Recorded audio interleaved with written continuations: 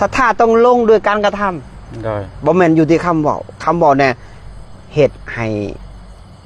มันเป็นอนิจจังค่ะหน่อยคำบอกมันออกจากจิตมันเป็นอนิจจังมันบ่เที่ยงเด้มันขึ้นลงแต่ว่าการปฏิบัติมันของเที่ยงอยู่แหละมันบอกถ้าเขาลงมือปฏิบัติแท้จริงนะอันนี้มือกับไผเขามาแล้วก็แชทบอกเด้อว่าเสียงมันชัดเจนบ่เนาะจะสนทนาธรรมกันมื้อนี้มนเอาหน่อยที่ว่าศาสนาเฮาผ่านมาก็ครึ่งทันดอนและเป็นว่าไก่สิไปปลายแล้วก็ถือว่าพระพุทธเจ้าหรือว่าพระองค์เพิ่นก็ดับขันปรินิพพานไปโดนแล้วในช่วงที่เพิ่นดับขันปรินิพพานนั้นหมู่ภิกขุสงฆ์ก็โดยบางกลุ่มก็ดีใจโอ้ยพระพุทธเจ้านิพพานไปแล้วตายแล้วก็ดีเป็นว่าบ่มีคนขัดกิเลสเพิ่นเนาะ แม่แล้วบางองค์ก็ห่อนใจแบบใครคือมีความกระตือรือร้นนะบางกลุ่มก็สังเวชใจกลุ่มที่อริยเจ้าทั้งหลายนะหรือว่าสาวกที่เป็นอริยสาวกนะก็ถือว่าสังเวชไปซื่อเพราะว่าเขาหูตามเหตุตามปัจจัยเพราะว่าเขาหูความเป็นธรรมศาสตร์เขาหูความจริงว่าง่ายซะแต่บางพวกที่ว่าพระพุทธเจ้าตายไปแล้วก็ดีดีอกดีใจเพราะว่ายังเพราะว่าพระพุทธเจ้าตอนมีชีวิตอยู่กับบัญญัติหันบัญญัตินี่เฮ็ดนั่นเฮ็ดนี่ติ้งโตจนบ่ได้นะขัดต่อกิเลสเพิ่นขัดต่อกิเลสเพิ่นนะขัดสิ่งที่เพิ่นพอใจเนาะโดยบางกลุ่มกันคือออกปฏิบัติสิแหละบางกลุ่มก็มีพระพุทธเจ้าบัญญัติไว้แล้วเด้พระพุทธเจ้าเฮาบัญญัติทุกสิ่งทุกอย่างไว้แล้วเมื่อเพิ่นตายไปแล้วก็บ่มีหยังหลายก็มีแต่ออกปฏิบัติบูชานะก็คือปาสาจังซี่แหละบางกลุ่มก็เป็นธรรมบางกลุ่มก็นี่ปฏิบัติบูชาไปนี่แหละสิ่งที่ใน3จำพวกนั้นเฮาสิตกในจำพวกได้ตัวอย่างนะเมื่อพระองค์ดับขันปรินิพพานไปแล้วฉะนั้นอริยะหรือว่าคำว่าอริยะแปลว่าผู้ห่างไกลจากกิเลส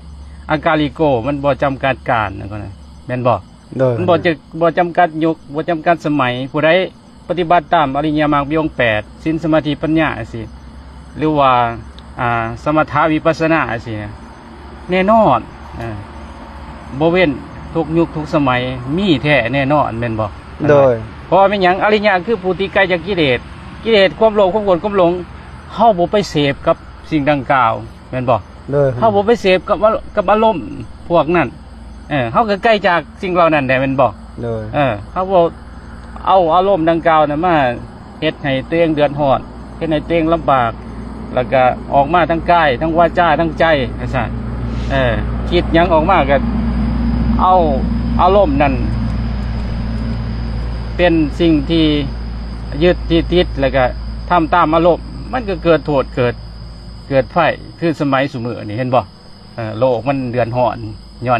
นอารมณ์แม่นบ่กันหน่อยโดยขนาดนี้โตขนาดแข็งแล้วนี่บ่ฮอดนาทีนี่เขาสมาธิได้เลยนี่แข็งเลยนี่มนต์ยุยุเนี่ยกันหน่อยยุเนี่ยเด้อเทตมาก่อนเอานิมนต์ก่อนซั่น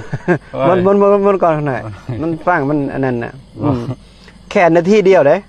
โตแข็งแหละนิ่งๆมันดึงมาเลยปึ๊บการเข้าสมาธิมันบ่ยากเลยถ้าเฮามีความตั้งมั่นเนาะกันหน่อยเนาะโดยอย่างว่าการที่มีความตั้งมั่นมันดีคือครูบาอาจารย์เป็นปฏิบัติได้อนุโมทนาบุญน้ำเพิ่นเป็นตั้งมั่นอุปมาประไมเหมือนน้ำนี่น้ำคือมันใสนิ่งเลยนี่บ่มีคนกวนมันนี่แหละมันใสนิ่งแล้วเขาสามารถเห็นกระปูเห็นปลาเห็นทุกสิ่งทุกอย่างเห็นสารพัดอยู่ในผืนน้ำมันใสนี่เมื่อเขาเห็นแล้วเห็นจังได๋บัดนี้สังเกตมันมันก็ลอยดินมันก็เป็นจังซั่นมันก็เป็นธรรมชาติของสัตว์ มันก็เป็นธรรมศาสตร์ของกระปูมันก็เป็นธรรมศาสตร์ของป่ามันก็เป็นธรรมศาสตร์ของหินของดินของน้ำจังซั่นนั่นบัดนี้อุปมาเฮาเห็นเงินเนี่ยอารมณ์ของเฮาเห็นความคิดความเห็นสิ่งต่างๆที่มันอนุสัยเก่าในใจเฮานะขน้อยโดยมันพุ่งออกมาเอิ้นว่าอนุสัยเวลาเฮาพัสสะสันดานเก่ามันสิพุ่งออกมาคนเคยมักเสพกามก็ไปแล้ววันนี้ยืดไปแล้ววันนี้ติดหูบเสียงกินรถปวดตะผามันพุ่งออกมาเลยเดินตามสิ่งเหล่านั้นนี่แหละเกินว่า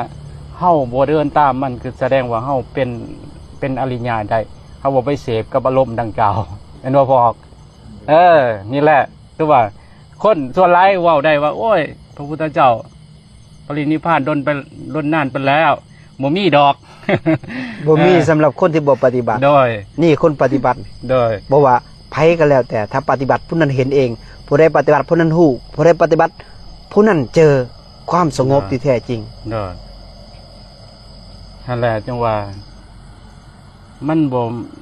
จำกัดการมันบ่จำกัดยกสมัยเพราะว่าเป็นหยังพอกิเลสนี่มันบ่ได้อันนั้นเด้มันขึ้นทุกเวลาเด้นอนมันก็เกิดขึ้นได้เด้ย่างมันก็เกิดขึ้นได้เข้าห้องน้ำมันก็เกิดขึ้นได้ไปไสมาไสมันก็เกิดขึ้นได้ได้กิเลสมันก็บ่จำกัดการคือกันได้ทำเฮาก็บ่จำกัดการคือกันแม่นบ่ฉะนั้นเฮ็ดจังได๋เฮาต้องฝึกนี่ล่ะเรียนว่าอานาปานสติฝึกลมหายใจให้มีการทานตั้งมั่นให้ใจมันนิ่งให้ใจมันสงบมาสิเห็นมันเกิดในตอนอยู่ห้องน้ำมันก็ฮู้ว่ามันเกิดเฮ็ดจังได๋สังเกตมันเบิ่งมันซื่อๆฮู้มันซื่อๆฮู้แล้วนั่นมันก็เข้าหาเฮาบ่ได้อุปมาเหมือนตำรวจมันเห็นโจรตำรวจเห็นโจรมันก็บ่สามารถมันก็หนีเฮาฮู้เฮาเห็นมันน่ะนะเฮาเผาเพื่อนเฮาอยู่กับเพื่อนเฮาเพื่อนน่ะคนที่รักมาซั่นน่ะมันมีเจ้าของเพื่อนอยู่มันก็หนีซั่นนะนี่คือกันยิงเดชเฮาเห็นเฮาเห็นมันก็หนีแม่นบ่ขน้อยโดยกันนี่แหละเพิ่นว่าทุกสิ่งทุกอย่างนั่นอานาปานสติเพิ่นว่าบอกได้ช่วยได้จัดการได้เพิ่นว่าเป็นกรรมฐานเป็นมงกุฎเด้อานาปานสตินี่ผู้บอกว่ามงกุฎแปลว่ายอดแม่นบ่ขน้อยก็คือเกษียณพระพุทธองค์เกษียณพระพุทธเจ้าอานาปานสตินี่ทุกสิ่งทุกอย่างจบอยู่นี่เจ้าสิเหตุหยังก็แล้วแต่คันเจ้าเจริญอานาปานสตินะบ่ว่าแต่มั่งมีสีสุขบ่ว่าแต่ปลดความทุกข์ปลดจากโลกนี่ไปเลยโดยจนดับศูนย์จนศูนย์น่ะโดยคำว่าศูนย์น่ะเจ้าสิมิ่งเจ้าสิสงบก็ย้อนอานาปานสติเจ้าสิหลุดพ้นเจ้าสิออกจากความทุกข์เจ้าสิศูนย์ก็ย้อนอานาปานสติโดย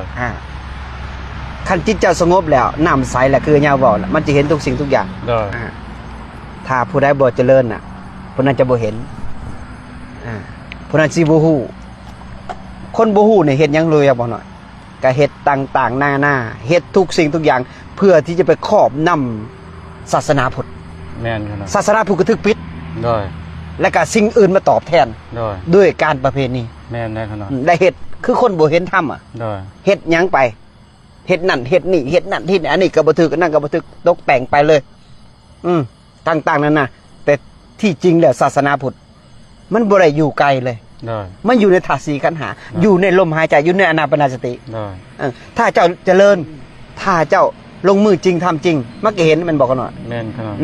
มันนี่ให้อันเห็นบอกว่าจะให้ญาเพชรว่าก่อนขนาดเดี๋ยวมันนี่สิเว้าเรื่องผีกันหน่อยเพราะว่า15ค่ำเดี๋ยวมันนี่สิเว้าเรื่องผีจะพาออกเด้อไผเข้ามาก็ได้อันนี้มนต์เรื่องผีเลยซะนะบ่มนต์ก่อนก็หน่อยมนต์ยากก่อนเพราะว่า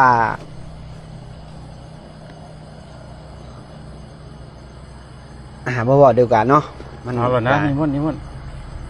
ต์ก่อนพอออกมีหยังถามบ่ถามก่อนจะได้เว้าเรื่องผีได้ถามบ่ได้เด้ตั้งคำถามเป็นเพื่อให้เพราะว่าหลายคนเบิ่งแม่นได้พวกขน้อยนะเพราะว่าในคนดูทั่วไปเลยคือการถวายทานหรือว่าไม่อย่างเป็นถวายเป็นพระเก้าทิศหรือว่านั่นจะยกว่าให้ญาติ ญาติที่ล่วงลับไปแล้วจะได้สารอาหารที่เป็นลาบเป็นแกงที่ปานีตที่ตัวเองเฮ็ดนั้นโดยที่ว่าเฮ็ดให้พ่อให้แม่กินมีความเชื่อว่าเฮ็ดสิ่งนี้แหละผู้ตายครับจะมากินข้าวที่ตัวเองแต่งยังมีความเชื่อแบบนั้นหลายแต่ว่าถามเพื่อเป็นความรู้แต่มันจะเป็นยังหลายที่เข้าใจแบบนั้นยังหลาย มนให้เป็ดตอบเขาหน่อย ตัวนี้เอิ้นว่าสิ่งที่เขาเฮ็ดเกินน่ะมันต้องมีเหตุและปัจจัยมีเหตุอย่างเขาสร้างเหตุก่อนสร้างเหตุคืออันนั้นแหละน้อมเอาสิ่งดังกล่าวนั่นแหละเอิ้นว่าไปแปลเป็นอริยทรัพย์ก่อนเอิ้นว่าแปลเป็นของทิพย์ก่อนเป็นของทิพย์เมื่อแปลแล้วเฮาสิแปลไปวันใดล่ะเอิ้นวันเนื้อหน้าบุญที่ดีเฮาต้องแปลมันถูกไปแปลกับผู้ที่เนื้อหน้าบุญที่ดีเนื้อหน้าบุญที่ดีคือผู้ที่ปฏิบัติดีปฏิบัติชอบปฏิบัติตรงปฏิบัติสมควรเอิ้นว่าทรงสาวกของพระอริยเจ้าของทรงสาวกของพระพุทธเจ้าผู้ที่ห่างไกลจากกิเลสอุปมาเหมือนเฮาไปปลูกหญ้าปลูกพืชเฮาใส่หญ้ามันหลายหญ้าเฮาบ่ทำความสะอาดนะมันก็บ่เกิดมันก็หกมันก็เหือมันก็หญ้าผลของเฮาปลูกมันก็บ่ดีแม่นบ่นี่แหละเกินว่าผู้เนื้อหน้าบุญที่ดีคือผู้ห่างไกลจากกิเลสบ่มีโลภะโทสะคันมีก็มีหน่อยซั่นเวลาเฮาปลูกหยังมันก็ได้ผลหลายหลังจากนั้นเฮาก็แปรเป็นอริยทรัพย์เกินว่าแปรเป็นของทิพย์พวกที่สามารถรับของทิพย์ของเฮาได้สิเป็นข้าวน้ำมันยังจะสั่งเคินว่ามันสัมผัสด้วยใจด้วยบ่แม่นว่าเป็นข้าวน้ำโภชนาอาหารบ่แม่นใดเขาสิได้กินนะว่ามันอิ่มความรู้สึกนะมันอิ่มเองบ่แม่นว่ามันสิกินเป็นคำไหนถวายให้แก่สงฆ์หมู่ใหญ่ได้หรือว่าถวายให้สาวพกหรือว่าถวายให้สงฆ์ก็สงฆ์สี่รูปขึ้นเมื่อก็แห่งดีซั่นน่ะเป็นบุญใหญ่มันก็มีระดับในการถวายหั่นนะอันนี้ในตำราอันน่ะแต่ว่าคือเว้าหั่นแหละมันเป็นของทิพย์ก่อนหลังจากนั้นเฮาแปลไปแล้วเฮาก็อุทิศให้บ่งชื่อให้บอกชื่อให้ฐานะที่ได้รับคือพวกเปรตอย่างเดียวเพราะว่าส่วนอื่นน่ะฐานะเกินว่าฐานะอื่นก็คือบ่ได้รับเพราะว่าเขามีอาหารของเขาซั่นน่ะสิ่งเดียวนี่แหละที่ได้รับบุญเฮาหั่นนะเทวดาเขามีของทิพย์เขามีอาหารของเขามนุษย์เขาก็มีอาหารของเขาสัตว์เดรัจฉานก็มีอาหารของเขาพรหมก็มีอาหารของเขาคือปิติซั่นนะเขารู้สึกได้เขาอิ่มเขาสัมผัสได้เขาปิติเนาะเป็นพรหมบ่แม่นว่าอุทิศป้าแล้วเขาสิได้กินป้าบ่แม่นใดเข้าใจผิดโดยนั่นนะแบบนั้นเนาะแม่นบ่เนี่ยโดยคือเขาพิภาษานี่อันหลายคนกับครูบาเขามานี่มันก็นับบ่ถ้วนแล้วพิภาษาเนาะบางคนไปจับมีปลามีศีลมีปิ้งไก่มีหยังแต่ครูบาว่าจากความจริงเลยเนาะอันนี้ส่วนหลายความเสื่อของคนว่าไปจับแล้วเขาได้กินที่จริงอ่ะเขาหับความจริงบ่ได้คนที่กินหันเป็นสัตว์เป็นหมดเป็นแมงเป็นหยังเป็นนกเป็นหนูที่กินเขามาจำนะกินบ่ได้เป็นย้อนหยังผีมันบ่มีปากเลยมันบ่มีแขวคือคนแม่นบอกคนให้กินอาหารแบบนี้ได้เขาหน่อยแต่ผีแต่ผีมันกินส่วนบุญอย่างผียังกินได้คือผีเปรตคือเขานั่งในผีประสาทนี่ถ้าเขาเป็นผีเปรตนั่งสมาธิแผ่เมตตาถ้าเขาโมทนานำเขาก็ได้บุญอันนี้แล้วก็เขาแผ่เมตตาไปในฐานะที่หับคือพี่เป็ดคือยาเผ็ดวอดแต่ส่วนอื่นหับบ่ได้เป็นหมูเป็นม้าเป็นเป็ดเป็นไก่มันก็หับบ่ได้มันก็เป็นกินอาหารของมันเด้ขี้กินเดือดกินดินอันนี้ว่าความจริงแต่คนเฮาไปเสือสิ่งที่ว่าเฮาถือมาแต่พ่อแต่แม่แต่ปู่แต่ย่าแต่ย่ายเนาะและเสือมาเลยนะพระพุทธเจ้าบัญญัติไว้เด้ยะทาวาริวหาปุราปริปรนติเด้อุทิศให้แก่ผู้ที่ล่วงลับไปแล้วแก่ผู้ที่ ที่เป็นพี่เปรตปุถุชนได้หับจากสมัยก่อนแม่นพระอรหันต์องค์หนึ่งที่ย่างธุดงค์จาริกธุดงค์ไปและคนนั้นก็จื้อบ่ได้ในได้ยินกับพ่อแม่ครูบาอาจารย์มันว่าดอกและทีนี้ไปเจอเปรตผู้หนึงมาขอส่วนบุญปากทะลุเข็มนี่แล้วไปดูดน้ำพระสารีบุตรหรือพระองค์ใดนี่แหละไปหายน้ำมืดจนตักน้ำจนเมื่อยไปตักน้ำให้เรากินนะแล้วทีนี้แล้วก็เราถามว่าซื้อพ่อซื้อแม่จะซื้อนั่นซื้อนี่พระองค์นั้นพระกรรมฐานองค์นั้นก็ย่างจาริกธุดงค์ไปผ่านหมู่บ้านนั่นก็น้อยแล้วก็ถามมาซื้อนั่นซื้อนี่มีบ่มีแหละใส่บาตรในเด้อเพราะว่าพี่เปรตปุถุชนนั้นทนทุกข์ทรมานตอนนี้นะเราจะได้ส่วนบุญเราจะไปเกิดปุ๊บแล้วก็มีแหละครับตอนเช้ามากผมก็ใส่บาตรให้พระองค์นั้นเมื่อใส่บาตรปุ๊บถือว่าปูสนะหนังแล้วก็สันเข่าแล้วก็เจริญสมาธิแล้วพี่เปรตนั้นได้หับแล้วก็ไปเกิดเป็นเทวดาสุดท้ายมาคนที่อุทิศส่วนบุญให้แล้วก็อยู่ดีมีสุขตัวนี้ได้หับถ้าเกิดว่าศาสตร์นี่นะญาติโยมไปได้เบิ่งนะอย่าสิว่าร้ายอย่าสิว่าผู้อื่นเขาอย่าเบียดเบียนได้อันนี้ผลมันกรรมเป็นแดนเกิดได้ กรรมเป็นผู้ติดตามกรรมเป็นที่พึงอาศัยเจ้าสิไปใส่กระย่อนกรรมถาดสีกันหาแตกไปกรรมตัวนี้จะนำเจ้าพาไปแม่นบอกเขาหน่อยเพราะฉะนั้นเขามีโอกาสได้เห็นบอกคู่มือในโลกมันห่อน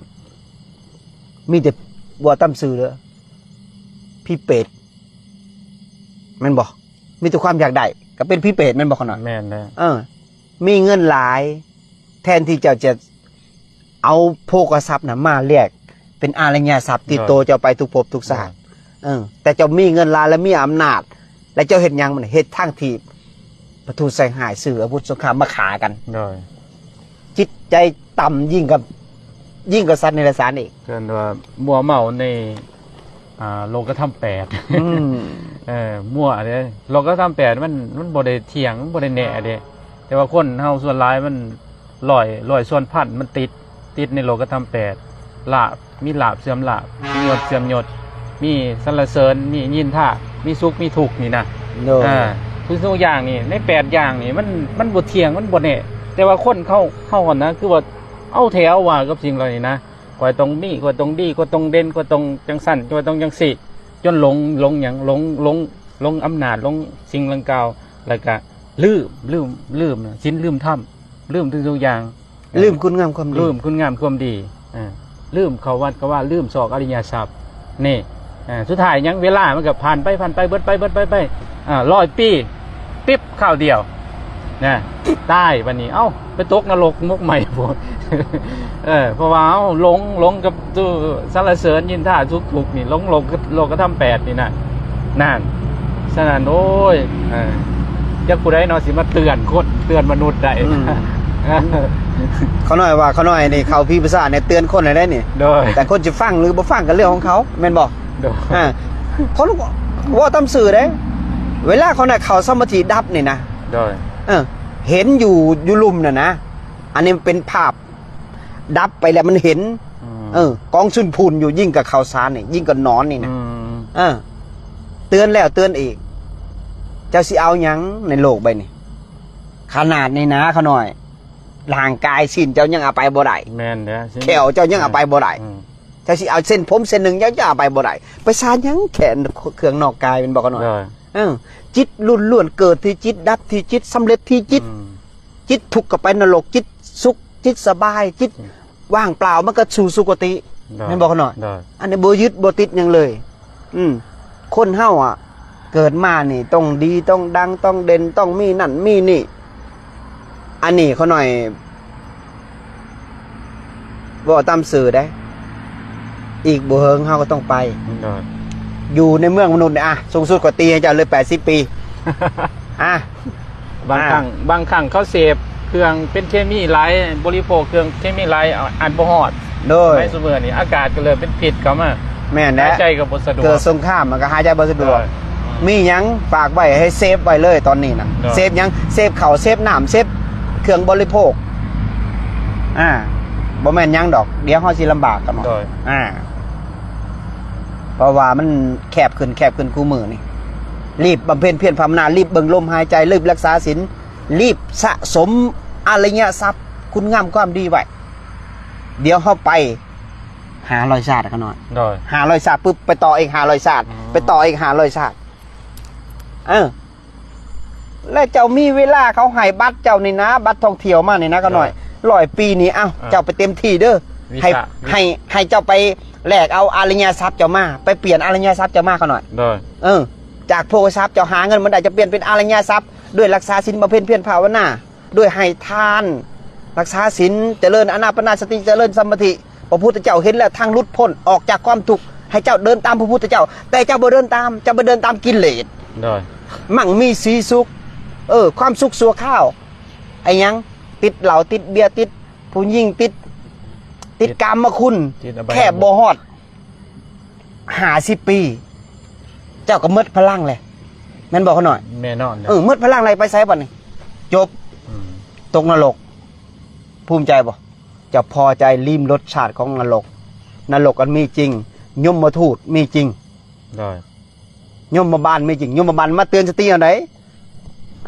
เจ้าเคยฝันบ่มันมาเตือนสติแต่เจ้าบ่สนใจเขาเอง โดย เจ้ามาเตือนสติปุ๊บเจ้าไปซื้อเลข แม่นบอกเขาหน่อย โดย เจ้าบ่สนใจเจ้าโอ้โหอันนี้อายุเฮาสั่นได้ยังน้อยได้เฮาเริ่มสิเฒ่าแก่ซะแล้วเฮาบ่มีเวลาเลยแม่นบอกเขาหน่อย โดย เริ่มเฮ็ดได้นี่นะเห็นบ่อันนี้เขาได้สิหันเขามาสู่เรื่องหยังดีเรื่องผีเนาะ แม่นเลย นี่คือจังซี่เนี่ยเขาผีประสาทนี่ฝากเตือนสติกันทุกคนผีประสาทส้นเผาเราเทิงอันนี้เอาบ่เอาหมู่อื่นเอาพี่น้องของครูบาเองนี่แหละ โดย เขาหน่อยไปปรากฏนี่แหละวันศิลป์นี่แหละ มีพระองค์หนึ่งบอกเขาหน่อยกับพ่อเฒ่าเขาหน่อยนั่นแหละแบบว่านับถือเพิ่นเป็นลูกพี่ลูกน้องนะเขาหน่อย โดย มีอาจารย์องค์หนึ่งมาปักเขาแห่งเก่งกว่าอัญญาเป็นไผเขายังแลนกลางคืนเลย โอ้ คนนอกกับโบแมนไพ่ดอกคนนอกจะลองเบิ้งมองได้กับพี่ภาษาบันติดบันหัวผาย โดย คนนอกกับป้ากดบันโน่นนี่แหละบอกซื่อๆเลยไปป้ากด ไปผู้เดียวบ่ ไปผู้เดียว โ 7 โมงคนหน่อย 7 โมงกลางคืนนี่แหละ โดย เข้าไปป้ากดแล้วกับนั่งสมาธิแล้วบายพระนั่งสมาธิมากับบ่มีหยังได้คนหน่อย ประมาณ10 โมง 11 โมงอันหูคนหน่อยนี่นะ โดย มันก็ได้ยินแหละนั่งไปนิ่งไปนิ่งไปสงบไปนิ่งไปนิ่งไปแข็งไปขึ้นเสียงยังตึบตาเขาหน่อยรับได้ บ่ รับอยู่เขาหน่อยตึบ แต่ อันกดอันนี้กะลมก็คือบ่มีมันคือปิ้นน่ะนะมันอันผ่าในหน้าเขาหน่อย โดย มันสัมผัสอ่ะนะ สัมพันธ์ในโซ สัมผัสในโตน่ะตัวกองว่ะมาแล้วบ่แต่ตาเขาหน่อยรับได้ โดย แต่ว่าเห็นก้นเพิ่นน่ะเขาหน่อยอันนุ่งผ้าตะโลสายก้นใส่พร้อมเลยติ้งตักแต่ตาเขาหน่อยรับนี่คือเห็นเนี่ย ว่า เขาหน่อยก็ว่าโอ้มันนี่จังสีหอดจังโมงเด้แต่หลังเขาหน่อยจังสีเขาหน่อยมันเป็นยัง เอามันสิสิงเขาหน่อยนะมันสิงบ่ได้นะ ว่า เขาเลยก็นั่งมอบเลยนึกแต่พระพุทธเจ้าอย่างเดียวมอบให้มอบกลายถวายชีวิตหมดในพระพุทธพระธรรมพระสงฆ์จะเป็นยังก็เป็นมันนี่บ่แลนบ่ขอเป็นบะขอตายขอสู่ตายกันนั่งเบิ่งลมก็ดึงเป็นหยังคนนั้นได้สมาธิไวกับพี่ภาษานี่ก็หน่อยเหตุในคนได้สมาธิไวย้อนยังเวลาพี่มาเขาเลยก็นั่งตัวแข็งเบิ่งแต่ลมเบิ่งแต่จิต2 อย่างเห็นลมจนละเอียดจนปุยตัวแข็งมันปวดเหนียวกับบลุกได้เขาหน่อยย้อนยังย้อนมันย่านผีเด้แม่นตัวนั่งอยู่หันจนตี 4เขาหน่อยตี 5รู้สึกบัดแจ้งมาผลได้จังเห็นผลสำเร็จตัวเองไหนโอ้มีความอดทนปานนี่บ่ตัวหนึ่งเห็ดให้เราได้สมาธิบัดนี่เขาน่ะก็เลยติดใจในพิมพ์ชาตอนสามารถเขาน่ะก็ออกเก็บกดแบกกดย่างไปบิณฑบาตหมู่บ้านเขาก็บอกและอันสารวัตรคนน่ะเขาบูฮู้ก็หน่อยเขาพิมพ์ภาษาได้ก็หน่อย ก็บ่ฮู้ว่าเขาหน่อยไปปรากฏแต่เขาหน่อยถามซื่อๆนะ ได้ ถามว่ามีไผเขามาก่อนแล้วบอกว่ามีแล้วแต่ปกกลางคืนเขาว่า ได้ พระองค์นั้นนะเขาหน่อยก็ปากไปฮอด6 โมงเช้ากว่าๆเขาหน่อยก็ออกมาบิณฑบาตมาบิณฑบาตปุ๊บพอเฒ่าเราบอกให้ฟังเมื่อคืนนี่เขาหน่อยฝันแล้วว่าฝันหยังผีมันมาปลุกเขาหน่อยหมาเห่าเป็นแถวเขาหน่อย ประมาณตี 2 ตี 3น่ะหมาเห่ามัดคืนจนฮอด4 5 โมงแล้วว่ะมาชวนเขาหน่อยหนีไปไสแล้วว่ะบ้านคอยอยู่นี่บ่หนี้แหละจักไผมาในผีภาษาทใส่ผ้าคลุมดำๆบริษัทบ่เคยเห็นมานะอยู่มาหลายปีแหละตั้ง4 นาทีนั่นน่ะมาชวนอันเขาเอิ้นว่าแต่งตั้งเพิ่นนั่นพระเฒ่าน่ะเป็นสารวัตรกูมื้อนี้ไปเสียแล้วเขาหน่อยก็ไปแผ่เมตตาบนในผีภาษาทแหละพระเฒ่าโยศพระเฒ่านั้นมันเป็นชนเผ่าเราเทิงเด้กันหน่อยชนเผ่าเราเทิงนี่ถ้าเกิดเฮาฝึกสติดีๆเนี่ยเฮาได้สมาธิกันหน่อยย้อนหยังย้อนเฮาบ่แล่นย้อนเฮาตั้งนิ่งเพราะว่าผีภาษาชนเผ่าเราเทิงนี่เขาบ่ข่อยลงวัดกันหน่อยบางวัดนะนี่คือเขตสารวัตรนี่บางชนเผ่าในสูบยานี่อันบางคือกันซ่านะเขาหน่อยเขาบ่ฮู้จักสภาพซ้ำเขาน้อยไปนี่คู่เนี่ยเขาโยนถิ่มเขาแล่นเขาผีภาษาทนี่เขาบ่ได้เฮ็ดได้กันแบบนี้ก็ได้เขามุ่งเลยมุ่งใหญ่ๆเลยเป็นกระตูบเลยแล้วก็มีที่นอนมีหมอมีหยังมีถ้วยมีอันไผมักฟังเพลงเขาก็เอาตู้ไปใส่เอาซีดีให้ไผมักกินต้นน้ำร้อนเขาก็เอาหม้อให้มีรถจักรรถยังก็ให้มีรถจักรรถถีบก็มีให้หมดเขตนั้นโอ้ยคักเขาหน่อยไปอันปืนแก๊ปเขายังให้เขาหน่อยมักยิงมักล่าสัตว์เขาก็ให้ปืนแก๊ปแต่เขาความเสือของเขาอันเขาคิดว่าผู้นี่เขาจะได้ใส่ได้คอยกับเขาหน่อยกับปนังบางครั้งได้กันหน่อยนะสังกะสีนะนั่งอยู่เสร็จปุ๊บมันตบสังกะสีบ่โดยปังเขาก็นั่งแบบ แต่เวลาเขาแผ่เมตตาเนี่ยเป็นยังมันคือบ่หับนะมันบ่หับแล้วทีนี้มันก็กวนเฮาอยู่หันได้เมื่อคืนได้เวลาเฮาไอมันก็เงียบปุ๊บแล้วทีนี้อันนี้สำหรับนักภาวนาเขาหน่อยที่จะเข้าผีภาษาให้มีประสบการณ์ไว้เนาะอันนี้เฮาเคยพบประสบการณ์กับตัวเองจังเล่าให้กันฟังและผีภาษาชนเผ่าเราเทิงนี่ไปเลยไปช่วงนี้และอย่างช่วงค่ำนี่ค่ำปุ๊บนี่อย่าให้เขาฮู้ว่าเฮานอนผีภาษาย้อนหยังเพราะว่าเขาหน่อยต่อสู้ก่อนสิเขาผีภาษาชนเผ่าเราเทิงนี่บ่แม่นน้อยได้ก็หน่อยเขาสิมาจับเขาหน่อยได้มาจับแล้วเขาหน่อยถามว่าคนมันกินข้าวและผีมันกินหยังกินส่วนบุญเจ้ามีส่วนบุญค่อยน้อยบ่มีบ่มีอะไรเจ้าสิห้ามหยังเจ้าจะได้บุญเจ้าโมทนานำจดเทศธรรมะให้เขาฟังเขาจะยอมได้ขนาดตอนนั้นเขาจะจับได้แต่เขาหน่อยเขาพี่ภาษาชนเผ่าเราเทิงเนี่ยแต่ละมงเนี่ยชนเผ่าก็ต่างชนเผ่าบรูชนเผ่าชนหลายชนเผ่าเราเทิงเขาจะมาเขาพอมันระทึกใจชนเผ่าอันนั้นพี่ภาษาเวียดพี่ภาษาอันพญาชูมันสะอาดปูกะโลปีศาจจีนปูกะโลคือไปนอนถึงศพแล้วกันหน่อยนะนอนศพเนี่ยสุราระวังงูพวกนี้ระวังงูนี่มันจะออกมางูดำๆงูจงอางกันหน่อยพวกนี้จะหมักเผาซับกลายเป็นงูแต่ระทึกใจที่สุดเนี่ยคือสารวัตรหน่อยสารวัตรเนี่ยรู้อันต้นกกไห้นะเขาหน่อยหน้าไม่ออกคำเป็นปลากดกกไห้ทีนี้เราไล่เทิงแล้วล่ะแต่มันก็สิงเขาหน่อยตั้งแต่11 โมงจนฮอดตี 4ก็หน่อยแต่มันสิงบ่ได้นะแล้วมันไปสิงเด็กหน่อยไปออกปากนั้นไม่ออกเขามันเพิ่นมาแต่ไสเขาหน่อยตั้งแต่อยู่นี่เป็น1,000 ปีนี่ยังบ่เคยเห็นหน้านะแต่ไปสิงตอนเช้ามาเขามาใส่บาตรเขาหน่อยเด้แต่เขาหน่อยบอกให้นั่งลงเขาหน่อยเทศธรรมะให้ฟังมันคล้ายๆคือจัดจำเพศเป็นอสุรกายเนาะโดยแล้วก็มันบอกเขาหน่อยอยากไปเกิดไปเกิดกันนั่งลงก่อนให้จะฟังธรรมะพระพุทธเจ้าให้จบก่อนคอยเป็นตัวแทนสินะแต่เพิ่นบ่เคยเห็นพระพอเพิ่นบ่เคยใส่เฮ็ดบุญได้ขน่อยมีแต่ไปเสือไอ้เครื่องงมง่ายต่างๆนานาแต่บ่เสือพระพุทธเจ้าเป็นย้อนหยังย้อนเฮาว่าเวลาฝนตกเนี่ยเนาะขน่อยนี่น้ำมันเฮ็ดจะได้มันสิเต็มขู่ต้องโตงน้ำมันบ่ขน่อยแต่เฮาบ่โตงน้ำเด้มันสิเต็มขู่บ่เฮาปิดไว้มันก็บ่เต็มบ่ขน่อยคือบาทคือกันแต่เฮาบ่บิณฑบาตน้ำเขามันสิได้สันบ่หน่อยบ่ได้สันได้ขน่อยจิตคนคือกันตาเจ้าเปิด จิตเปิดใจเอาธรรมะขององค์สัมมาสัมพุทธเจ้าเนี่ยนะเข้ารักษาจิตรักษาใจนะจิตใจเจ้าก็ลมเย็นเป็นสุขบ่พุ่งซ่านจิตใจเจ้าก็บ่หายบ่โกรธบ่เขียนบ่ขาดบ่พยาบาทบ่เบียดเบียนมีแต่เมตตามีแต่จุนเจือมีแต่เอื้อเพื่อมีแต่ให้อภัยโดยจิตใจเจ้าก็อ่อนโยนเจ้าก็เข้าสู่ธรรมได้ปิติเกิดเจ้าก็เห็นแล้วศาสนาพุทธข้าเจ้าแข็งกระด้างนะเจ้าสิบ่เห็นเจ้าสิเกิดมาศูนย์เปล่าเกิดชาติไหนศูนย์เปล่าอีกย้อนยังย้อนจิตใจเจ้าบ่เปิดก็หน่อยแม่นบ่แม่นเพราะฉะนั้นอย่าเสียเวลาเลยอย่าเล่นกับกิเลสเลยมันบ่มีมือสิ้นสุดดอกเจ้าอย่าไปแก้ทั้งโลกเจ้าอย่าตามโลกเจ้าอย่าแก้โลกเจ้าลดซะลดอัตราตัวตนลดตนลงมาเอาศีลเอาธรรมเอาธรรมะขององค์สัมมาสัมพุทธเจ้าเนี่ยเข้าสู่จิตสู่ใจอ่อนน้อมถ่อมตนเหมือนกับลมพัดนี่นะต้นไม้ได้อ่อนมันก็บ่ฮักมันวันมันไหวเด้มันบ่ขน่อยถ้ามันแข็งกระด้างมันก็ฮักบ่แตกต่างกับหญ้านี่เฮาเหยียบไปปุ๊บ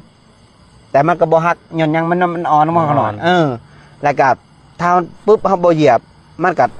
เขียวขึ้นมาไหมมันบ่ขน่อยแต่มันก็ขอบใจเฮ็ดให้มันแข็งแกร่งคนเฮากันถ้าถือคนเหยียบซ้ำเติมนะเจ้าอย่าไปด่าเขาอย่าไปหายเขาอย่าไปโกรธเขาอย่าไปอาฆาตอย่าไปพยาบาทให้เจ้าขอบใจเขาเด้อที่เมตตาเฮาที่ว่าเฮ็ดให้เฮาเข้มแข็งเฮ็ดให้เฮามีพลังได้ต่อสู้ในโลกใบนี้เฮ็ดให้เฮาได้ถือเสียงกระทบเนาะโดยเฮ็ดให้ปัญญาเฮาเกิดเฮ็ดให้ปัญญาเกิดแก่เจ้าของเองแก้ความรู้สึกตัวเองโดยตัวนี้แหละก็จังว่า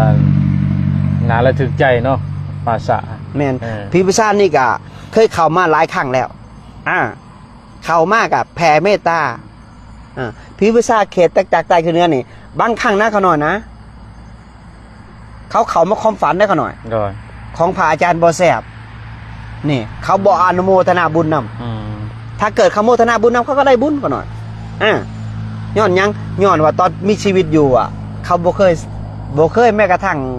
เห็นพระมาทันทีเขาจะใส่บาตรเขาบอกตื่นอีกแล้วน่ะโอ้ยไอ้ยังการงานมีบ่เฮ็ดหมดสมัยก่อนนะไม่แต่ไปขาขอทานเป็นพระข่อยกับหน้าคือพระพุทธเจ้าบอกแล้วหน้าข่อยก็มีข่อยกับบำเพ็ญเพียรภาวนาบำเพ็ญตบะให้ได้ริมรถมันบอกเขาหน่อยให้ได้ผู้อื่นได้แผ่เมตตาให้ผู้อื่นเขาเนี่ยคือหน้าของเพิ่นคือบาทคือผ้าจีวรเนี่ยก็เป็นเครื่องปกเอาไว้ยวะเนาะขนาดเนาะตัวนี้แหละแต่ว่าภาษานี่ก็ประสบการณ์ที่ขน่อยไว้วางใจเจ้าของแบบสละตายนะแบบคนในความรู้สึกนะกับทานภาษาคือกันนะว่าตัวเองจิตใจมันคงอยู่บ่ในบ่อนพระพุทธศาสนาใช่นะเสื้อคำพระพุทธเจ้าอยู่บ่อนนะต้องไปประสูติอยู่ภาษาเพราะว่าในเขตที่ภาษาที่ขน้อยไปนะปุ่นแต่แถวเมืองพุทธพรนะภาษาแต่นั้นคนเขาบ่มักเขาหรอกบังเอิญแบบเด็กหน่อยมันก็วัยรุ่นนี่ละมันไปมันเป็นโลกกันยังเด้มันก็ไปขาเจ้าของตายในภาษานะวันนี้ขน้อยอันอยากไปสร้างวัดไซหัน ในส่วนหนึ่งไปกับจิตนะจิตสุขนะก็ไป2 องค์นี่ละก็แยกกันอยู่ก็เป็นวันศีลจังซี่ล่ะวันศีลเดือนแจ้งก็ดึงน้องชายมันนะผู้เราบวชอยู่น้องหลวงปัจจุบันนี่แหละเราบวชให้เรามาอุปถากให้เราเฮ็ดทางเดินจงกรมให้ในภาษาก็หลังจากก็พาเรามาไหว้พระสวดมนต์แล้วก็เทศให้เราฟังเทศไปเทศมามันดึงขาเราหมู่เก่าเราแหละมันมอตายโดยดึงขาเป็นนี่เราก็เลยว่าจักสิว่าหยังมาต่อมาขน้อยก็อยู่หั่นแหละอยู่ประจำอยู่หั่นอยู่ในภาษาน่ะเป็นทิศพุ่นแหละบัดนี้ในเหตุการณ์นั้นก็แยกกันอยู่มันเวลากลางคืนมาหั่นมันมาหาขน้อยหลังจากย่างจงกรมแหละกันไปเขากดแล้วก็ระทึกมันก็เอา อันยังแหละเอาโตมันนี่แหละหรือว่าเอาหางเอายังหรือความรู้สึกกันนะที่ว่าแต่ว่าก็บ่ทันหลับนะแต่ว่านั่งสมาธิแบบว่านอนสมาธินะแต่ว่าบ่ทันได้หลับนะแต่ว่าบ่ได้มื่นตาเพราะว่ามันมืดนะมันก็มามันก็เอาโตมันอ้อมกดนะอ้อมกดแล้วมันก็ลูบแถวขาเฮาดมแถวขาลูบขึ้นมาลูบหดข้อมันสิกัดแล้ว มันสิกัดคอแล้วเอ้าคันกัดกะมีแต่ว่าสุดแล้วแต่เว้นแต่กรรมคันมีกรรมต่อกันกะไขมันกัดหลังจากนั้นกะสิขอตายต่อพระพุทธพระธรรมพระสงฆ์นี่แหละพระพุทธพระธรรมพระสงฆ์เป็นสถานที่เพิ่งนี่แหละเสือกรรมเด้เสือการกระทำเสือคำสั่งสอนของพระเจ้าว่าคนเฮามันสิเป็นเหตุเป็นหยังกันมันก็เป็นเกี่ยวกับกรรมเอ้ามันนี่มันก็ดมข้าวหนึ่งมันก็หนีมันก็บกัดนั่นก็ได้ว่าโอ้บ่ธรรมดาเด้อเฮาสกาสลาดใต้นี่ได้นี่แสดงว่ามันมาทดสอบเฮาเด้ก็ได้ว่าเสือหลังจากตอนนั้นมาก็เสือเลยปฏิบัติเนี่ยจริงจังนะเคยเจออันถึกล่องเครื่องอยู่บ่เครื่องพวกวิทยาศาสตร์ม่อนดอกม่อนดำมันยังนี่บ่แม่นบ่เขาเนาะเขาหน่อยเคยเกือบประมาณ5 ครั้งเป็นจังได๋ฮะอันนี้มันเป็นภาษาแรกเขาหน่อยก็ถึกภาษา2เขาถึกภาษา3เขาหน่อยก็ถึกภาษา4เขาหน่อยก็ถึกภาษา5เขายังถึกเลยมันเป็นจังได๋แบบฮะแบบคนเฮานี่นะแบบว่าบ่พอใจนี่นะคือเฮาบ่เฮ็ดตาม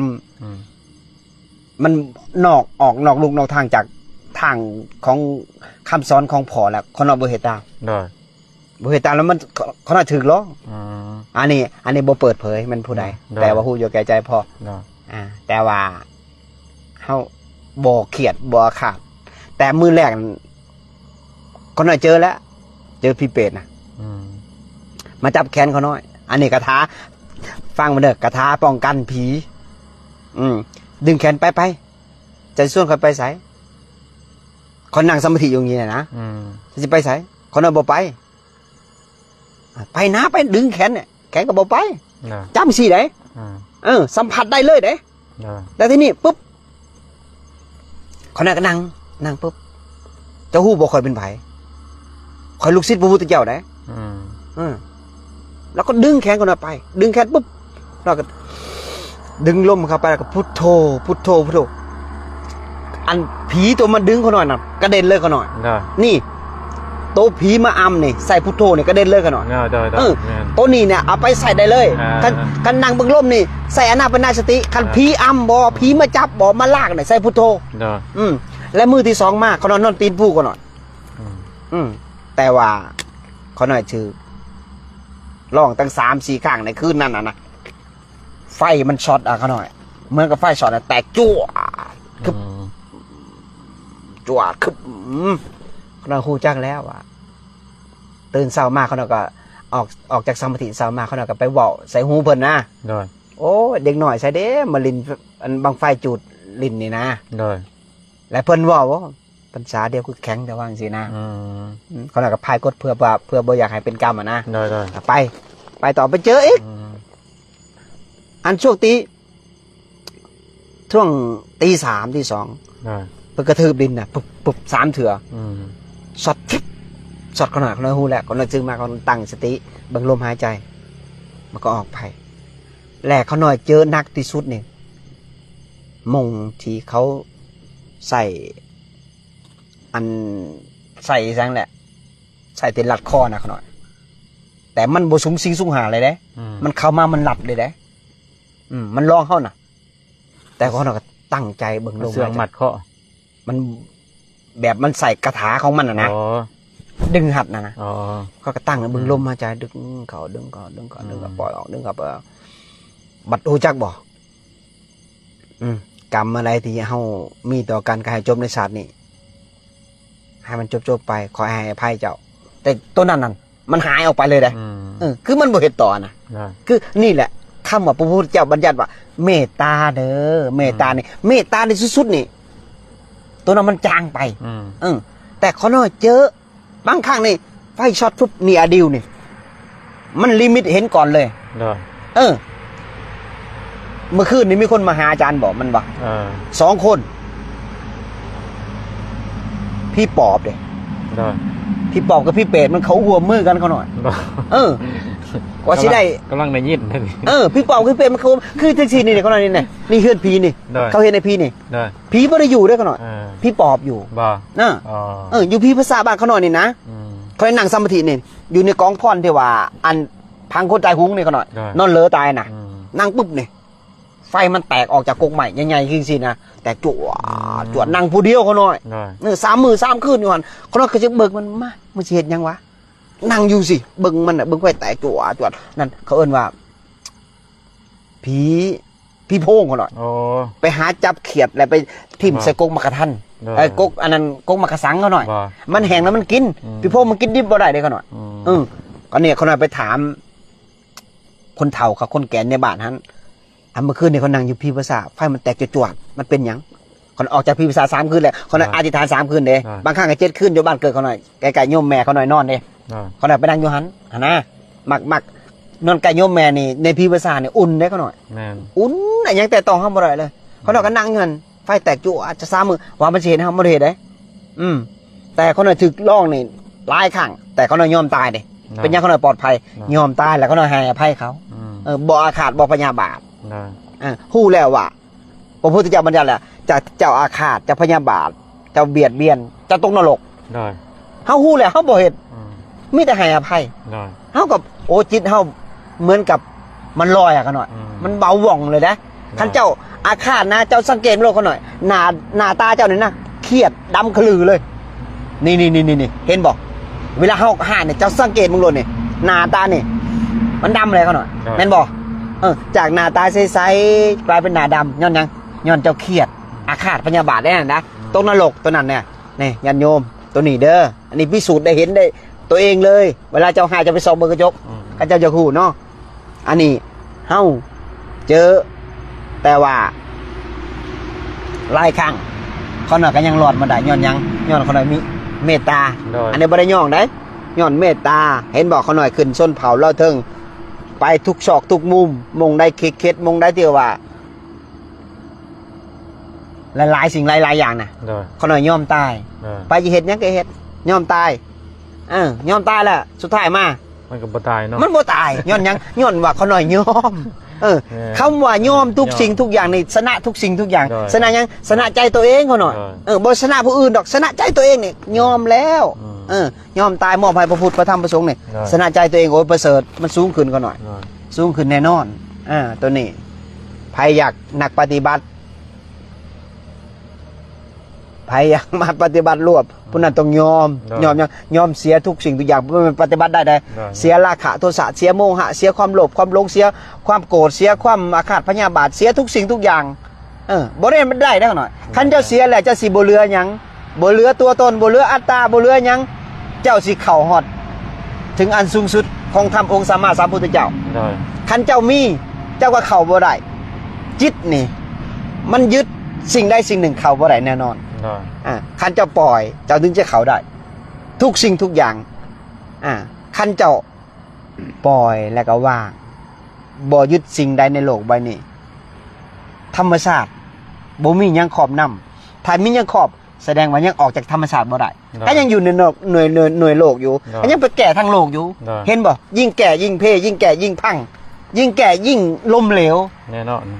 ในโลกใบนี้บ่มีหยังประเสริฐเท่ากับอานาปานสติขององค์สัมมาสัมพุทธเจ้าเพราะฉะนั้นตื่นซะนี่พี่ภาษาห้องหับทุกศาสนาเกิดมาแล้วต้องตายถ้าบ่อยากตายเด้เฮ็ดจังได๋ให้จิตหลุดพ้นออกจากความตายความเกิดความทุกข์ความเศร้าหมองความอาฆาตพยาบาทรักษาศีลบำเพ็ญเพียรภาวนาเจริญเมตตาด้วยอานาปานสติแม่นบอกกันหน่อยตัวนี้ก็อันนี้ออกมาแล้วจากโมงเพิ่นสิกินน่ะบ่แน่ใจนะพอออกจากโมงบ่แน่ใจออกมาแล้วเดี๋ยวนี้มันโลกดวงจันทร์ดวงอาทิตย์มาประสานกันบ่เขาว่าเขาเอิ้นบ้านเฮาเอิ้นกกกินเดือนเนาะบ่สุริยคราสมื้อนี้เด้อสามเณรน้อย เจริญสมาธิปฏิบัติธรรมบูชาเด้อมื้อนี้เด้อบ่ขาวคือกันเนาะสุดท้ายบอกเขาหน่อยบ่ต่อแล้วก็ปิดเนาะ จังหวะออกให้มันออกจากโลกเนาะย่าว่าอันเนี้ยคันสิออกจากโลกได้เพราะวันเฮากลับมาสู่โลกนี่นะที่ย่าเราเว้านะมันมีอวิชชามีอนุสัยเก่าความสินเคยเก่าเนาะมันพังไว้ในเกินว่าย่างใจ เฮามาทำลายย่างใจมาทำลายขั้นเว้าภาษาปริยัติอย่างก็ที่ว่าสังโยชน์10มันมีอยู่ในใจเฮานะมาทำลายตัวนี้ขั้นทำลายมันเผาผลาญมันแล้วโดยการพลังอำนาจของกำลังสติกำลังปัญญาวิปัสสนาสังเกตมันเมมโมรี่ล้างออก เนาะเฮาบ่เก็บเข้ามานะเฮาบ่เอาไผอื่นเข้ามามันก็เมมโมรี่เนาะมันก็เบิดเองมันล้างออกกำจัดด้วยวิปัสสนามันสิล้างจังได๋ยิ่งฮู้ก็ยิ่งมีตัวตนโดยยิ่งเฮียนก็ยิ่งมีอัตตาโดยยิ่งเฮียนก็ยิ่งมีตัวตนมาฮู้หมดเลยทุกสิ่งทุกอย่างสุดท้ายมาผู้ฮู้แหละฮู้ยังฮู้หลายแล้วก็ลงตัวเองคันฮู้แบบสัญญานะจำมานะแต่ว่าคือย่าเว้าอันนั้นฮู้แท้ๆนั้นบ่ฮู้หยังนะบ่มีหยังนะแม้แต่ทำลายผู้ฮู้พุ่นนะตัวอย่างว่าเฮาอยู่กับลมเฮาผูกกับลมนี่เฮายังว่างลมได้เฮาบัดสุดท้ายอันน่ะเวลาเฮาถ้าเฮาบ่ว่างลมเผลอๆจะเป็นพรหมยังมันเกิดปิติเด้มันอยู่ในลมเลยว่างทุกสิ่งทุกอย่างนั่นแหละจังว่านี่ทำลายทุกสิ่งทุกอย่างทำลายอัตตาตัวตนมานะสักยะทิฏฐิวิจิกิจฉาต่างๆโอ้ยอนุสัยเก่านี่มันละเอียดเลยยิ่งภาวนาไปนี่นะเฮาปัญญาเฮาละเอียดสติเฮาละเอียดกิเลสแห่งละเอียดเข้าไป มันยิ่งละเอียด ตัวนั้นน่ะตัวอันนั้นตัวกิเลสมันละเอียดเกินว่ากิเลสชั้นสูงบ่มันละเอียดนะแต่ว่าโอ้คันบ่เอาจริงเอาจังนี่บ่รอดเลยคันบ่คุ้มเอาแถวว่านี่นะเจ้าเฮียนจบพันตรีมันจบพันโทโดยกิเลสตัวนี้เจ้าจบพันโทมันจบพันเอกโดยมันบ่ได้ต่ำกว่าเจ้านะมันเหนือเจ้าเห็นบ่พระพุทธเจ้าสอนว่าเป็นหยังเอาชนะมันบินบ่ต้องเอาชนะมันหลายเอาแบบเส้นเดียวพอแค่ฮู้ท่านมันฮู้จักเส้นเดียวบ่ต้องเอาชนะมันหลายชนะยังแค่ฮู้จักจิตจักใจตัวเองพอฮู้จักสภาวะของจิตเนาะไอ้พอมีหยังพอขาวมีหยังถามอีกบ่โอ้คำถามคักเด้คำถามตำเอียดเนี่ยแต่ว่าถามเติมก็คือแบบเวลายังเหลือหลายบอกว่าอยากให้ระว่างทานกับรักษาศีล5นะอันนี้ส่งอยากให้ส่วนหลายคนทั่วไปจะ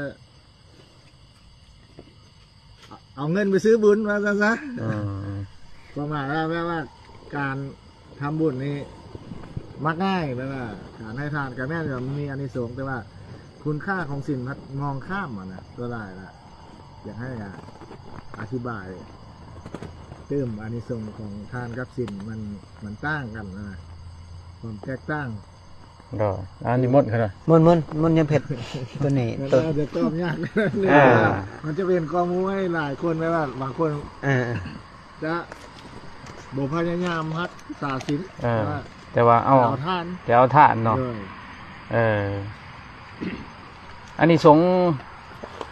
คือว่าอะไรคือว่าอาจารย์เป็นว่าโจรมันให้ท่านได้แม่นบ่ล่ะท่านนี่มันง่ายเด้เอามาก็ให้เอามาซื้อมาลักมาหรือว่าขโมยมาเฮ็ดหยังมาเบื้องหลังบ่ฮู้เด้ก็ท่านก็เอาให้ไปโจรมันให้ได้แต่ว่าเคิ้นว่าคุณธรรมเจ้าเด้เอิ้นว่า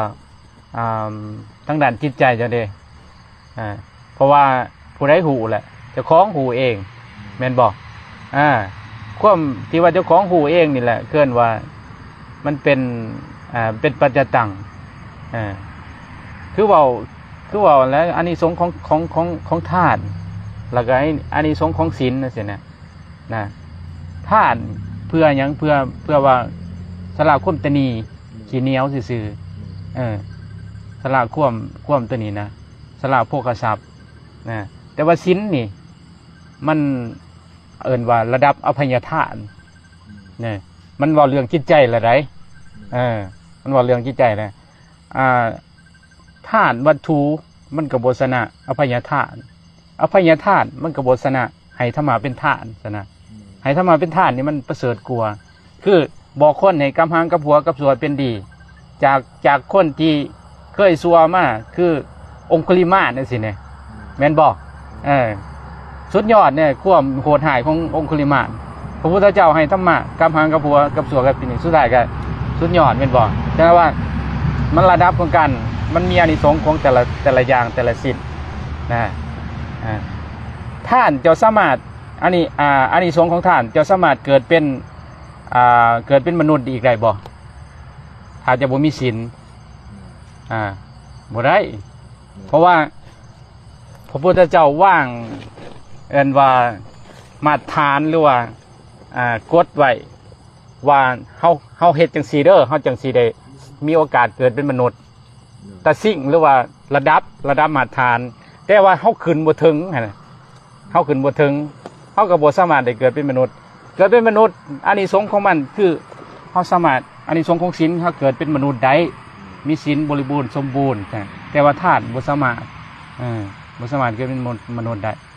เพียงแต่ว่าเฮาสละความตนีขี้เหนียวซื่อแต่ว่าเฮาไปถ้าเฮาให้ทานนี่มันจะซอยช่วงที่ว่าเฮาตกอับเนาะมันจะเกิดปาฏิหาริย์ได้เฮาจะมี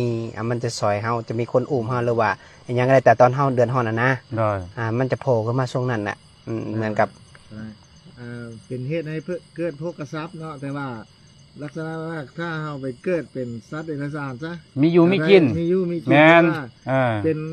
อนุญาตนะเป็นหมากได้หมากอยู่หมากคนรวยมาเศรษฐีหล่นแหละมาวัดก็มีกินมาวัดก็ไม่กินแต่ว่าเขาสิเอาว่าแหละ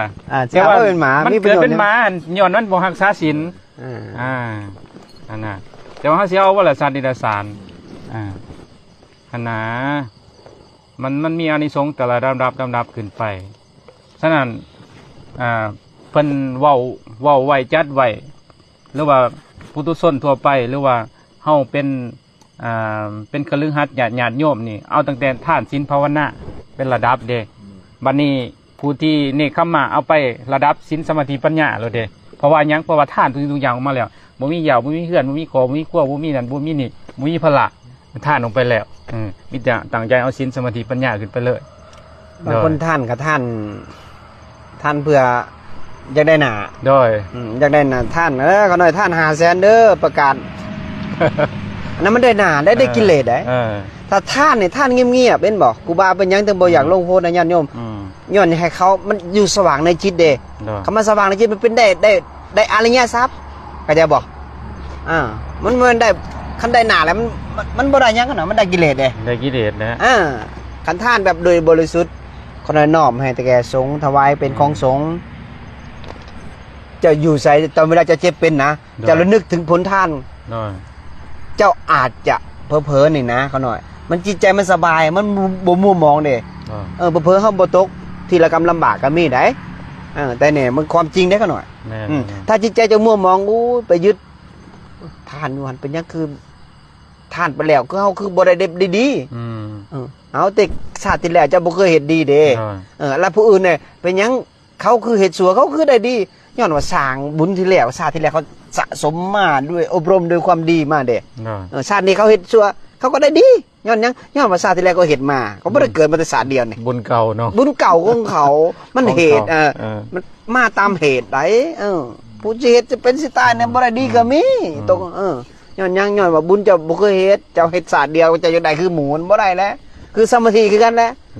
กินแล้วก็นอนกินแล้วนอนเป็นยังคือบ่ได้สมาธิบัดผู้อื่นว่าเจ้าบ่เสือว่าอนาปานสติเข้าถึงความหลุดพ้นเจ้าบ่เสือยังเจ้าบ่เฮ็ดเจ้าก็บ่เสือมันบ่หน่อยผู้ที่เฮ็ดเขาเห็นแล้วเด้เขาว่าให้เจ้าฟังเตือนสติเจ้าก็ว่าขี้โม ขี้โมอวดอีกว่าอวดอีก เจ้ากินแล้วนอนกินแล้วนอน โทรศัพท์ก็ใส่ปัจจัยก็หับให้เจ้าสิเห็นหยังเห็นแต่กิเลสคอยบ่ได้ใส่โทรศัพท์มา4 ปีเกินว่ามันก็เพิ่นไปกับเงินก็บ่ได้จำมาก็เห็นแล้วก็จังมาจับมีวัตถุกับเพิ่นไปกับนำวัตถุพุ่นเสียเวลาไปนำวัตถุพุ่นหลายนะบ่มีเวลาปฏิบัติเนาะบ่มีเวลาเด้เฮาเอาแต่ไปแก้แต่ทางโลกเอาตัวนี้ดีไปแก้แต่ผู้อื่นเขาอยากให้ผู้นี้ดีให้ผู้นี้ดีแต่ตัวเองเด้บัดนี้ตัวเองหลุดพ้นแล้วบ่ตัวเองดีแล้วบ่ออกจากนรกได้แล้วบ่ถึงจะซอยผู้อื่นเขาอันนี้ก็บอกความจริงได้ให้ตัวเองขามหนามวิทย์ก่อนค่อยดึงผู้อื่นเขาขั้นตัวเองบ่วิทย์จากคุ้มนรกเลยจะพาวอัตหิอัตโนนาโถตนเป็นที่พึ่งแห่งตนไผสิซอยเจ้าได้แม่นบอกกันหน่อยให้ซอยตัวเองก่อนให้ตัวเองรุดก่อนรุดแล้วค่อยบอกผู้อื่นเขาอันนี้นะฝากเตือนนะอย่าลงตัวเองได้ทำประโยคต้นแล้วก็ทำประโยคท่านแม่นบวชมาแล้วตัวเองมีศีลบ่แม่นได้คือศีลนั่นคนที่มีศีลบริสุทธิ์อริยร้อนนั่นอีหยังคือการบ่เบียดเบียนทุกสิ่งทุกอย่างแม้กระทั่งความคิดดีก็ทำดีนี่คนมีศีลถ้ายังคิดแบบตัวเองดีเด่นแหละผู้อื่นบ่ดีเหมือนนั้นเจ้ายังบ่มีศีลเลยยังเบียดเบียนอยู่เนาะแม่ยังเบียดเบียนเลยควายยังมีศีลกว่าเฮายังมันบ่เคยเบียดเบียนผู้ใดว่าความจริงได้บ่ออกควายมันมีศีลได้มันกินแต่หญ้านะเฮาบ่ได้ไปฆ่ามันได้มันเฮาได้ไปฆ่ามันบ่ได้ฆ่ามันบ่นี่ได้บอกความจริงได้จะเปรียบบ่เปรียบโดยอย่างอื่นนะกับคนมีศีลแท้จริงนี่แหละเปรียบแบบจะสื่อให้เตือนสติแบบง่ายๆเลยเนาะกันเนาะเพราะฉะนั้นน่ะเนาะได้เวลาหลายแล้วบ่ลูกมีคำถามบ่ก่อนให้พระอาจารย์ให้แง่คิดในการใช้ชีวิตของคนที่จบไรในการใช้ชีวิตในคณะปัจจุบันด้วยนู่นใช้ชีวิตเกินว่าคันเฮาดำรงชีพในทั้งโลกเนาะมันต้องเก่งทั้งโลกแล้วก็เก่งทั้งถ้ำน้ำมันต้องไปนำกันนะคือขยันซื่อสัตย์ประหยัดกตัญญูตัวนี้แหละคันเฮาสิอยู่ทั้งโลกได้นะขยันนี่สำคัญเฮาเฮ็ดตื่นดึกลุกเช้าทำหน้าที่ของเฮาให้มันดีที่สุดนะเฮาเป็นพนักงานตำรวจก็ทำหน้าที่ของตำรวจให้มันดีที่สุดเป็นทหารเป็นผู้ทุชนก็ทำหน้าที่ของเฮาให้มันดีที่สุดคำว่าทำหน้าที่มันต้องบ่นอกลู่นอกทางกินเกินกำลังก็บ่ได้คันกินเกินกำลังเลยบ่แม่นหยังดอกมันสิได้ออกจากเวียกบ่แม่นหยังดอกเพราะว่าคนเฮาเฮ็ดเวียกร่วมกันมันก็ต้องหลายคนมันก็ต้องมีนกมีหูหนูมีปีกแม่นบ่มันก็สลับซับไซผู้นั้นดีผู้นี้บ่ดีเอามันออกจังซี่นะนี่แหละเกินว่าซื่อสัตย์นะสำคัญที่สุดเฮาขยันได้เฮ็ดเวียกนะมันก็ต้องมีความซื่อสัตย์นะซื่อสัตย์ต่อหน้าที่ซื่อสัตย์ต่อองค์กรซื่อสัตย์กับเวียกกับงานกับของเฮานั่นแหละเฮาเฮ็ดเพื่อบ่เอาเฮ็ดจังได๋จะว่าเพื่อบ่เอาเฮาขยันนี่ขยันเฮ็ดคันเฮาความโลภน้ำหน้าก็บ่ได้อีกนะฮะเอาความโลภน้ำหน้าบ่แม่นหยังดอกมันสิทุกข์ใจเมื่อมันบ่ได้ดังใจนะคือตัวอย่างว่าคาดหวังว่าเงินเดือนต้องได้เดือนนี้ต้องออกประมาณเอาตัวอย่าง2 ล้านซะแต่บางครั้งมันบ่ออกหรือว่ามันออกต่ำหรือว่าเฮาเฮ็ดจังมันบ่ได้ทุกอย่างมันบ่มีหยังเที่ยงแท้แน่นอนในโลกนี่มันบ่เป็นดังใจเฮาก็ทุกข์แม่นบ่เพราะว่าเฮายังเอาความโลภนำหน้าเฮาเฮ็ดไปเฮ็ดเพื่อเสียสละเฮ็ดน่ะก็เมื่อเฮาเฮ็ดไปเพื่อเสียสละซั่นเฮาได้เฮาก็พอใจได้แบบใดเฮาก็พอใจเฮาก็โอ้มีความสุขนะหลังจากนั้นมาเฮาก็เอาช่วยครอบครัวช่วยเลี้ยงตนเองเลี้ยงครอบครัวเลี้ยงบันแป้งแบ่งปันให้พรรคพวกให้สมณะให้จังซั่นจังซี่นะนี่แหละเกินว่าการใช้ชีวิตของเฮามันสิมีความสุขความสุขได้อยู่แบบนี้นี่เกินว่าเฮามีทั้งโลกนำแล้วก็มีทั้งธรรมนำนะอะไรก็เฮาคือสิแลคือญาติโยมสิก็มาเข้าหาครูบาอาจารย์พบบัณฑิตพบนักปราชญ์นะเฮาสิฉลาดเด้เพราะว่าปัญญามันสิเกิดจากการฟังเฮาสิรู้จักทิศทางเงื่อนทางตัวนี้ผิดตัวนี้ถูกตัว ตัวนี้เป็นโทษตัวนี้เป็นประโยชน์ตัวนี้สิ่งนี้ถือสิ่งนี้สิ่งนี้ผิดเฮาก็สามารถแยกแยะโอ้เฮาก็ไปเดินตามทางครูบาอาจารย์ตามทางของพุทธเจ้าตามทางนี่แหละมันสิ่งที่ประเสริฐเฮาถึงว่าเฮาบ่ได้หลุดพ้นถึงว่าเฮาปรมีอินทรีย์เฮาบ่ได้ซ้ำนี่เฮาก็คอยสะสมไปแต่ละน้อยแต่ละน้อยสุดท้ายอินทรีย์มันเต็มเอิ้นว่าศรัทธาศีลสติวิริยะสมาธิปัญญาของเฮามันสิเต็มเองอินทรีย์นะเมื่อว่าอินทรีย์เต็มแล้วโอ้ยมันสิรู้จักเองมันสิรู้จักเองปัญญาดีสติดีสมาธิดีทุกอย่างดีมันสิรู้จักแยกแยะแล้วก็มันสิหาทางวิธีหลุดพ้นของมันเองดอกนี่คือครูบาอาจารย์เพิ่นเพิ่นสะสมอินทรีย์มาหลาย ฟังแต่เราเว้าที่เฮาย้อนฟังแน่เราก็เกิดหลายภพหลายชาติเนาะจังซั่นจังซี่ย้อนฟังในคลิปในหยังต่างๆเห็นนั่นเห็นนี่นี่ล่ะเกินว่าการสะสมของเฮาซะนะนี่แหละเฮาก็ผางเฮาก็ให้เก่งทั้งโลกแน่เก่งทั้งธรรมแน่แม่นบ่พอออกซื่อสัตย์ประหยัดขยันกตัญญูนั่นแหละสำคัญที่สุดทำหน้าที่ของเฮามันดีที่สุดเนาะครับเนาะ โดยว่า แม่นบ่ ฝากเตือนหนิดนึง โดย เจ้าสิหนี้ยังกันนี้ได้ แต่เจ้าหนี้กรรมบ่ได้ โดย กรรมติดตามเจ้าไปทุกภพทุกชาติมีวิธีเดียวที่หนี้ออกจากกรรมได้คืออานาปานสติ โดย เฮ็ดให้จิตหลุดพ้นออกอาสวะทั้งหลายทั้งปวงนี่คือออกจากกรรมผู้อื่นซอยออกจากกรรมเจ้าบ่ได้แน่นอน1,000,000%การันตีเลยพระพุทธเจ้าเก่งที่สุดในโลกใบนี้ยังซอยเหลือผู้อื่นบ่ได้สิ่งที่ซอยได้คือคำสอนและเจ้าลงมือปฏิบัติเนาะเนาะ โดย ลงมือปฏิบัติคนหลุดพ้นเพราะนั่นแหละเจ้าศรัทธาพระพุทธเจ้าที่แท้จริงเนาะ โดย สาธุ สาธุ สุดท้ายมากขอให้ญาติโยมจงมีแต่ความสุขความเจริญให้รักเบิ่งตัวเองเด้อให้ออกจากอย่าไปมั่วสุมกับ อบายมุก ไมยมุกและก็ตอนนี้ดูแลตัวเองในใดเพราะว่าเกิดภัยสงครามเนาะ โดย บ่ว่าอยู่อเมริกาบ่ว่าอยู่ลูกศิษย์ลูกหาแต่ว่าอยู่ในต่างแดน โดย อยู่เมืองไทยอยู่ไสก็แล้วแต่อยู่อิสราเอลอยู่สวิตเซอร์แลนด์อยู่ จงมีสติระวัง ต้องมี เนาะ สติอยู่อิหร่านอิหร่านกันก็ได้ อืม มีแซดมาอยู่หน้า โมีญาติธรรมอยู่ทางนั้น ญาติธรรมอยู่ตรงนั้นนะ ขอให้หลอดปลอดภัยให้และนึกถึงพระพุทธเจ้าเด้อให้มีศีลมีธรรมให้เบิกลมหายใจอธิษฐาน มอบมากลายถวายชีวิตให้พระพุทธพระธรรมพระสงฆ์ดึงลมหายใจจนหลับเด้อญาติโยมเด้อขอให้ทุกคนจงปลอดภัยจากอันตรายทั้งปวงเนาะ โดย ขอให้เห็นแจ้งในธรรมตามความเป็นจริงด้วยเถิด สาธุ